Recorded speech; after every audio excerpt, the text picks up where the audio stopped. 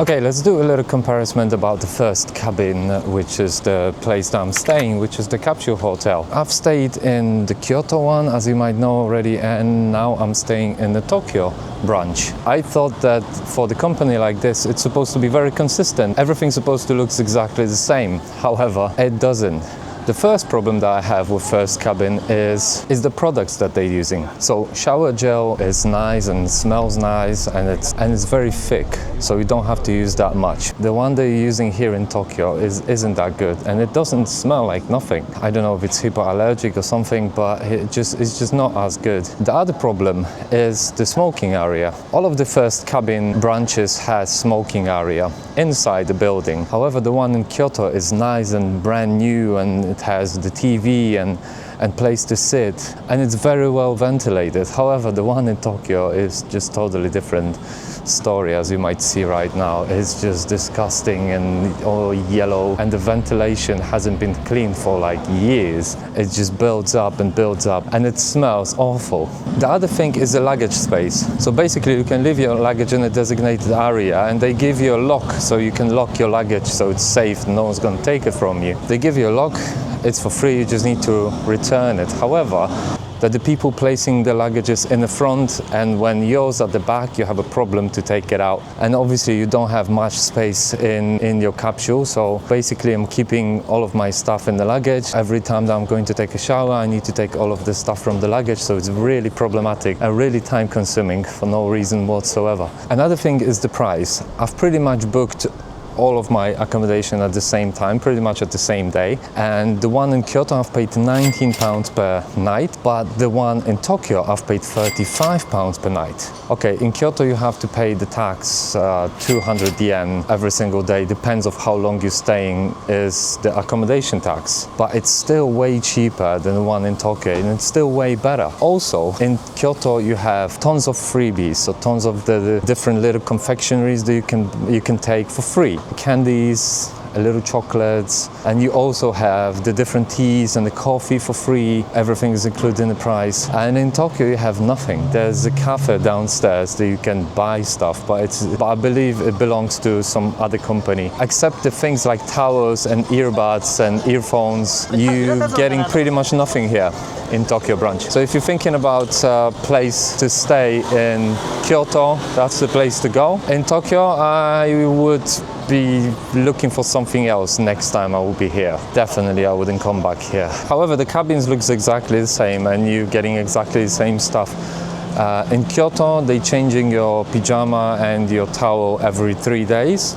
However, here they told me that they're doing that every 3 days, but they do it actually every single day, which is very handy. But if you need some extra towel, for instance, that you need to pay a little extra for it. I think it's something like 100 yen per new towel. And the places like this to stay are mostly for solo travelers and the people that are not coming with the company, because obviously if you're coming with your girlfriend or with your friend, then your cabin will be most likely separated. Men and women has a totally different cabin on a totally different floor. So if you're coming with your girlfriend, there's not going to be any, fun time for you guys. Also, all of the facilities for women and for men are completely separated. Showers are separated, sleeping area is separated, which is totally understandable.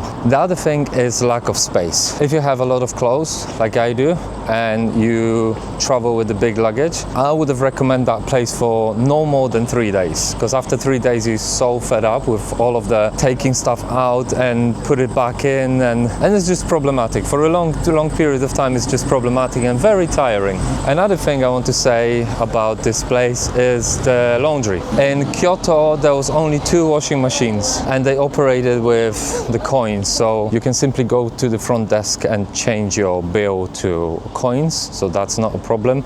But there's so many people that are doing laundry every single day. You pretty much need to wait every single time.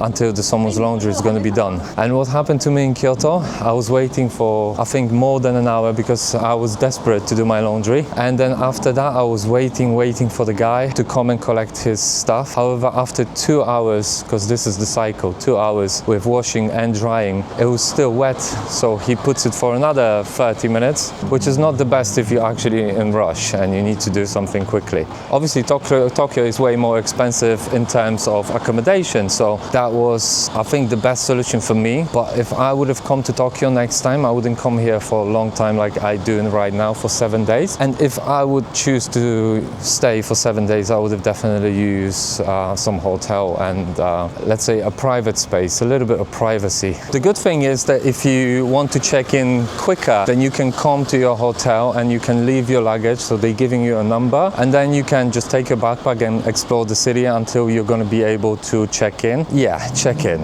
That's another thing. 10 a.m. is the checkout, but the check-in is at 5 p.m. You have 7 hours. So for instance, when I was coming from Kyoto to Tokyo and I was changing a branch, I had to check out at 10 and then I had 7 hours, even though the Shinkansen was going for 2 hours. So I still had to manage that 5 hours somehow without accommodation, without being able to sit down and relax. So that's another thing for you to consider if you're going to be booking the same branch for different cities. Another difference is the mattress. The mattress in Kyoto was firm, but it wasn't rock hard. The mattress here is so hard that it barely moves when you push on it. It's almost like you're sleeping on the floor with a thin duvet on the top of it. My back constantly hurt, my neck constantly hurt every single day, and you need to be extra quiet.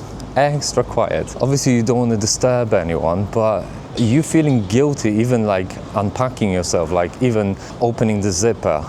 So it's not ideal place for the people that are a little bit noisy and banging things around, because everyone's going to be looking at you in a certain way that you probably don't want to be looked at, but it is what it is. So overall, yes in Kyoto, no in Tokyo, and no more than 3 days. After 3 days, I just want to relax and have my own place and a little bit more privacy. So thank you very much for watching. If you found that video helpful, then give me a thumbs up. You can subscribe to this channel because there's going to be a lot of useful information in Southeast Asia in general and in Japan as well. So thanks for watching once again. Have a good day. Peace.